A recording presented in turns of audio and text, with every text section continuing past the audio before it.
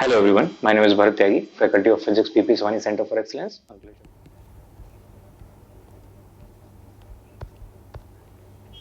Next question is, a rubber ball falls on floor from a height of 19.6 meter. Calculate the velocity with which it strikes the ground.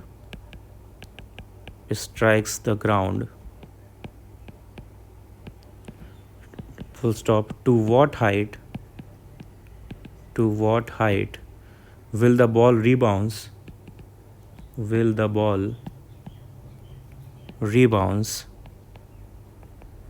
if it loses 40% of its energy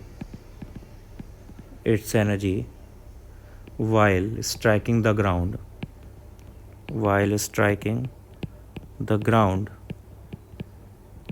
in form of heat, sound and internal energy. तो वो हमें वो important नहीं है किस form में हो रहा है, इतना एनर्जी लॉस हो रहा है ये हमें याद रखना है बस. ओके, ट्राई करते हैं इसे. तो पहला पार्ट इस क्वेश्चन का है कि स्पीड क्या होगी. Rubber ball falls on the floor from height this, calculate the velocity with which strike the ground. Okay, ये सिंपल है. बॉल इस पॉइंट से ग्राउंड तक गिरी और यहाँ पे इनिशियल स्पीड इसकी 0 रही होगी और ये हाइट है हमारे पास 19.6 मीटर. यहाँ पे हमें स्पीड निकालनी है तो इसमें हम थर्ड इक्वेशन ऑफ मोशन लगा सकते हैं which is v² = u² + 2gh. v² हमें फाइंड आउट करना है, u 0 है, 2 × g की वैल्यू 9.8, h की वैल्यू 19.6. सो v = आ गया √2 × 9.8 इज़ 19.6. तो 19.6 × 19.6, hence answer is 19.6 metre per second. तो स्ट्राइक करने पर जो उसकी स्पीड होगी that will be 19.6 metre per second. इसके बाद हमें निकालना है to what height will the ball rebounces if it loses 40% of its energy while striking the ground. Okay, तो पहले इसके पास जो इस पॉइंट पर ए पॉइंट पर जो इसके पास एनर्जी थी वो पोटेंशियल एनर्जी थी, ग्रेविटेशनल पोटेंशियल एनर्जी. ठीक है, जब इसने 40% एनर्जी रिड्यूस कर दी, इसकी लॉस हो गई, तो इसके पास जो एनर्जी बची वो 60% बची. Energy left out is 60%. और सपोज़ ये वापस जो हाइट पर आती है ये बी हाइट है, यहाँ तक ये वापस आती है. ठीक है, तो बी पॉइंट की जो total energy of B point is 60% of total energy of A point. अब ये दोनों पॉइंट जो हैं वो हाईएस्ट, ग्राउंड से हाईएस्ट पॉइंट है, यानी जहाँ पे काइनेटिक एनर्जी 0 है और पोटेंशियल एनर्जी मैक्सिमम है. हाईएस्ट पॉइंट पर पोटेंशियल एनर्जी मैक्सिमम होती है और काइनेटिक एनर्जी 0 होती है, और लोएस्ट पॉइंट पर उल्टा हो जाता है, पोटेंशियल एनर्जी 0 हो जाती है और काइनेटिक एनर्जी मैक्सिमम हो जाती है.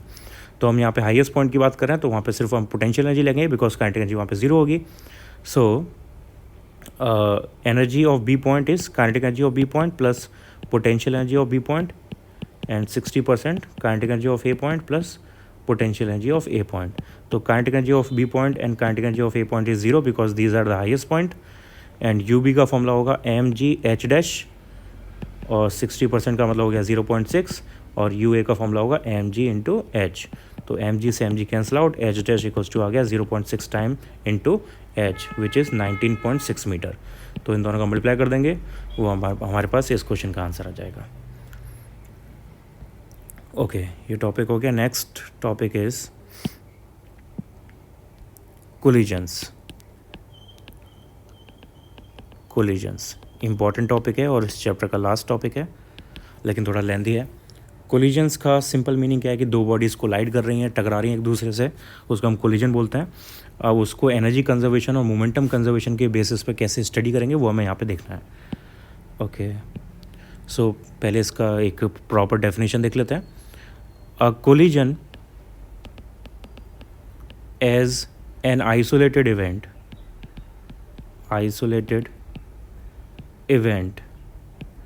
in which two or more colliding bodies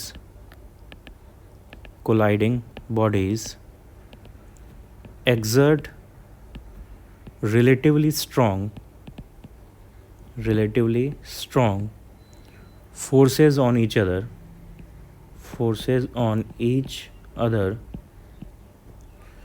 for relatively short amount of time.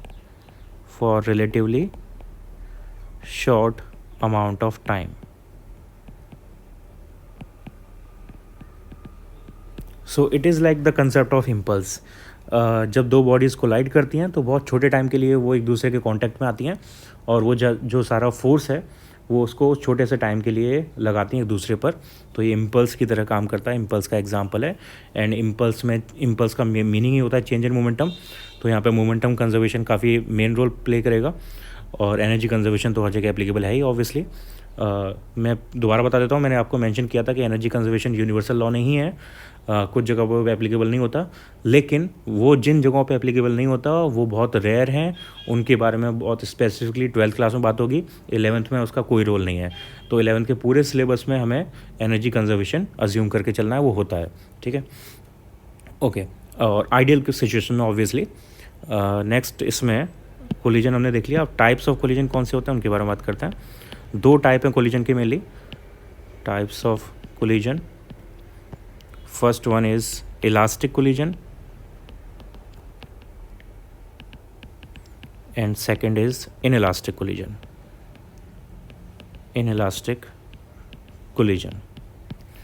Okay, first देखते हैं elastic collision क्या होता है. Elastic collision. Okay, the elastic collision is a collision in which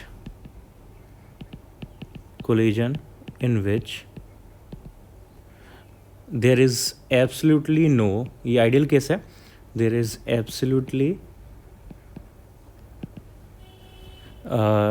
no loss of kinetic energy.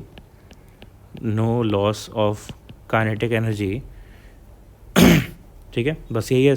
Momentum conservation हर जगह applicable है. लेकिन जो kinetic energy का लॉस है वो इलास्टिक कोलिजन में बिल्कुल भी नहीं होता और इनइलास्टिक कोलिजन में वो होता है. और इनइलास्टिक कोलिजन के अगर परफेक्ट केस की बात करेंगे, जिसको हम परफेक्टली इनइलास्टिक कोलिजन बोलते हैं, तो उसमें वो मैक्सिमम होता है. ठीक है, तो ये तो हो गया इलास्टिक कोलिजन. और इलास्टिक कोलिजन भी इसी के बेसिस पे हम बता सकते हैं. पहले इलास्टिक कोलिजन के बेसिक कैरेक्टरिस्टिक्स के बारे में बात कर लेते हैं. The basic characteristics of elastic collision.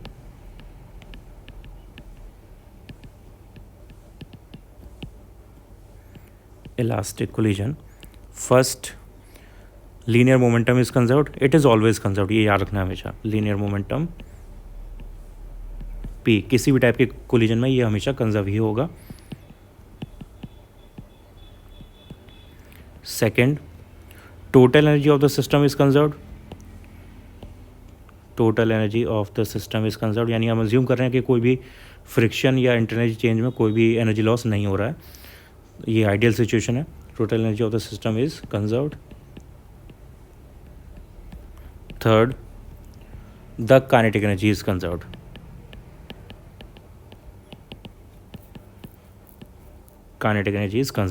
तो अगर कोई आपसे पोटेंशियल एनर्जी के बारे में बात करता है तो वो भी कंजर्व होगी, क्योंकि total energy is equals to potential energy plus kinetic energy.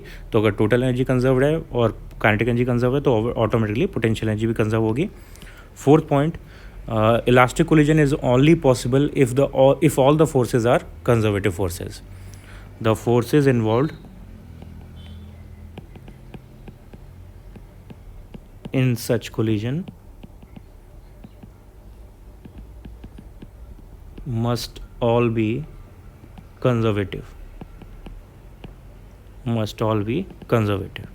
तो ये प्रॉपर्टीज़ हैं इलास्टिक कोलिजन की. इलास्टिक कोलिजन को इन प्रॉपर्टीज़ को फॉलो करना होता है. Second, inelastic collision. हाँ, एक चीज़ और, मैं इलास्टिक कोलिजन के एग्जांपल्स और बताने थे मुझे, उनको और देख लेते हैं. तो some examples of elastic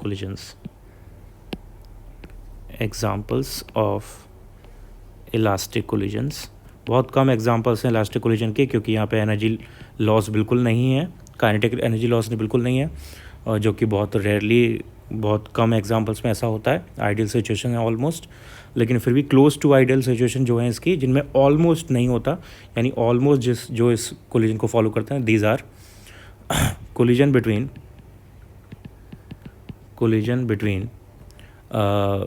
very minute particles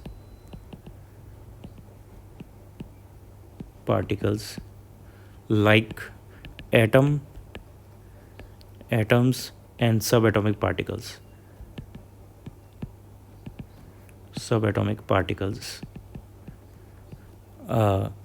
और अगर हम मैक्रोस्कोपिकली या प्रैक्टिकली बात करें तो ऐसा कोई कोलिजन हमें नहीं मिलेगा, फिर भी जो क्लोजेस्ट है that is collision between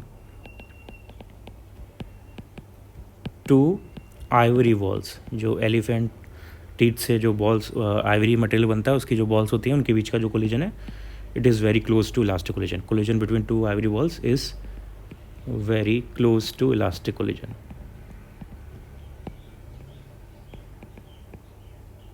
elastic collision. Okay, ये इसके एग्जांपल्स हैं. Now second type of collision that is inelastic collision.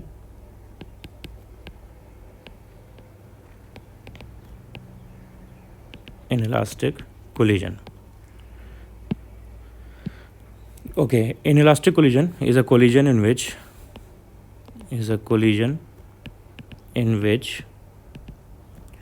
there occurs some loss of kinetic energy. ठीक है, और इसके एग्जांपल्स पहले देख लेते हैं. एग्जांपल्स में कोई भी प्रोसेस आ सकती है जो प्रैक्टिकल प्रोसेस है. So examples are all practical collisions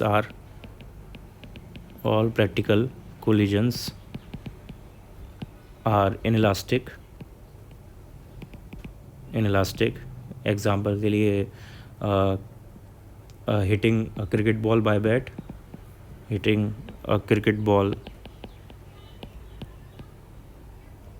bat, collision in accident of two cars,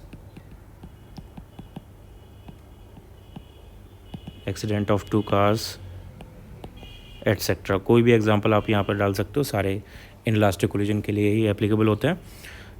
next is the basic characteristics of inelastic collision.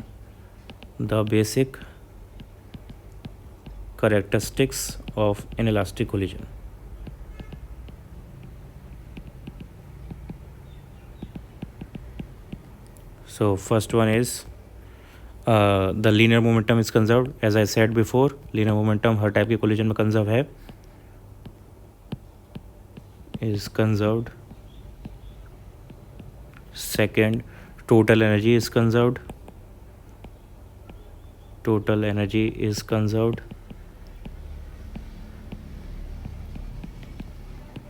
Third, kinetic energy decreases, hence not conserved.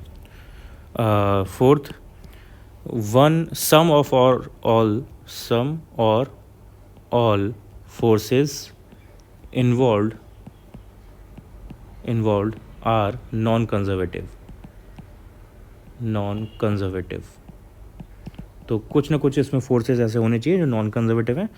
Those non conservative forces are the cause of kinetic energy loss, जिसकी वजह से kinetic energy loss होता है, hence making this type of collision as inelastic collision. अब inelastic collision का एक special type होता है. Special type of inelastic collision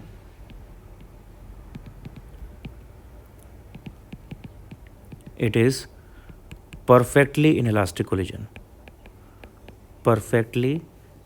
inelastic collision. So ये इनइलास्टिक कोलिजन की जो प्रॉपर्टी है उसको परफेक्टली फॉलो करता है, and that is in this collision all the colliding bodies move with same velocity after collision.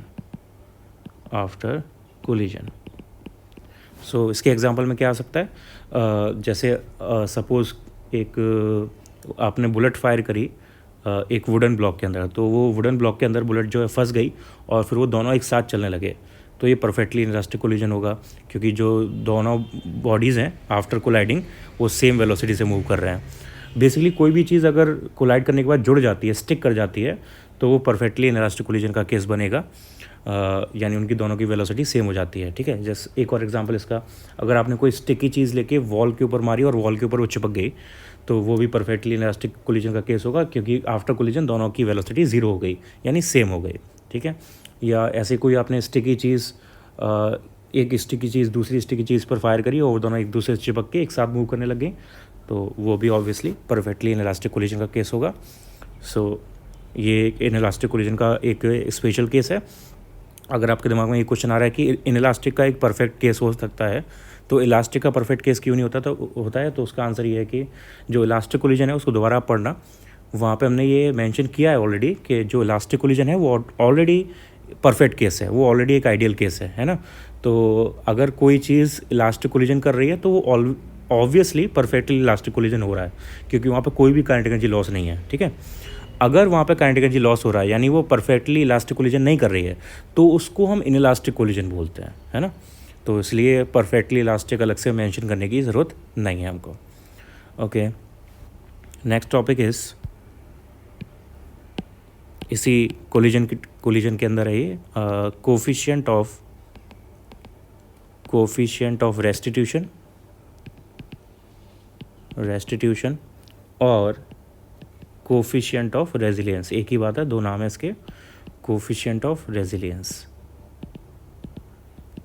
इसका सिंबल है ई। ये बेसिकली एक कांस्टेंट है जो हमें कोलिजन की प्रॉपर्टी के बारे में बताता है, और इसका कुछ ज़्यादा ये मैथमेटिकल कंसेप्ट है, तो बस इसका फॉर्मूला याद रखोगे तो आपको इसके बारे में सब कुछ पता चल जाएगा, इसकी डेफिनेशन याद रहेगी। तो पहले मैं इसका फॉर्मूला बता देता हूँ। इसका फॉर्मूला है E equals to small e equals to relative velocity of separation, यानी सेपरेशन कब होगा, जब कोलाइड कर जाएंगी बॉडी, यानी after collision, relative velocity after collision divided by relative velocity of approach कब करेंगी, कोलिजन से पहले, जब कोलाइड करने वाली हैं तो अप्रोच कर रही होंगी, कोलाइड करने के बाद वो सेपरेट हो रही होंगी, तो आफ्टर कोलिजन की रिलेटिव वेलोसिटी ऊपर, बिफोर कोलिजन की रिलेटिव वेलोसिटी नीचे। बस इसका रेशियो जो होता है उसको हम कोफिशिएंट ऑफ रेस्टिट्यूशन या रेजिलियंस बोलते हैं। So relative velocity of approach, that means before collision. So in simple words, E is the ratio of relative velocity after collision to the relative velocity before collision. बस इतना सा है। तो suppose हमारे पास initial velocities u1 and u2 हैं, and after collision velocities v1 and v2 हैं। दो bodies हैं m1 m2, m1 m2 m1 m2। ठीक है, तो यहाँ पे रिलेटिव वेलोसिटी ऑफ सेपरेशन हो जाएगा v1 माइनस v2 या v2 माइनस v1 ले सकते हैं, डिपेंडिंग ऑन आप क्या केस पॉजिटिव या नेगेटिव मान रहे हो, और उसके according relative velocity of approach u1 minus u2 या u2 माइनस u1 हो जाएगा। बस ये चीज़ याद रखनी है कि अगर आप 1 माइनस 2 आफ्टर कोलिजन के लिए कर रहे हो, तो हमें 2 माइनस 1 बिफोर कोलिजन के लिए करना पड़ेगा, क्योंकि एक में सेपरेशन हो रहा है, एक में अप्रोच हो रही है, दोनों अपोजिटली बिहेव कर रहे हैं। सो इसका फॉर्मूला होगा v2 minus v1 divided by u1 minus u2, या v1 minus v2 divided by u2 minus u1, दोनों करेक्ट है। ये फॉर्मूला इसका होता है। ठीक है, अब इसकी वैल्यू जो है डिफरेंट टाइप के कोलिजन्स के लिए वो हमें याद रखनी है। सो फॉर इलास्टिक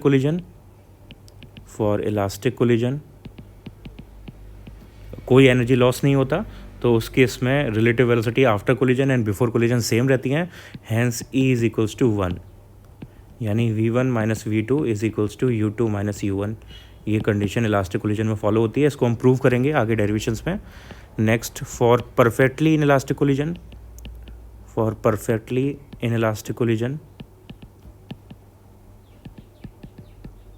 जो रिलेटिव वेलोसिटी आफ्टर कोलिजन है वो ज़ीरो हो जाएगी, बिकॉज परफेक्टली इलास्टिक कोलिजन की कंडीशन ये होती है कि कोलिजन के बाद वेलोसिटी सेम हो जाती है, hence v1 minus v two equals to zero, hence E equals to zero. तो परफेक्टली इनइलास्टिक कोलिजन के लिए ई इक्वल्स टू ज़ीरो होगा। And for general inelastic collision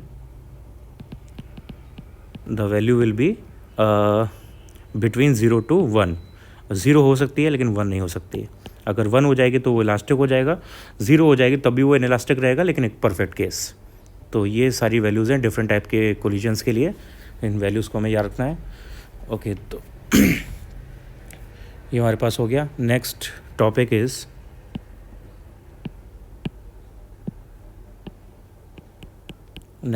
is elastic collision in one dimension.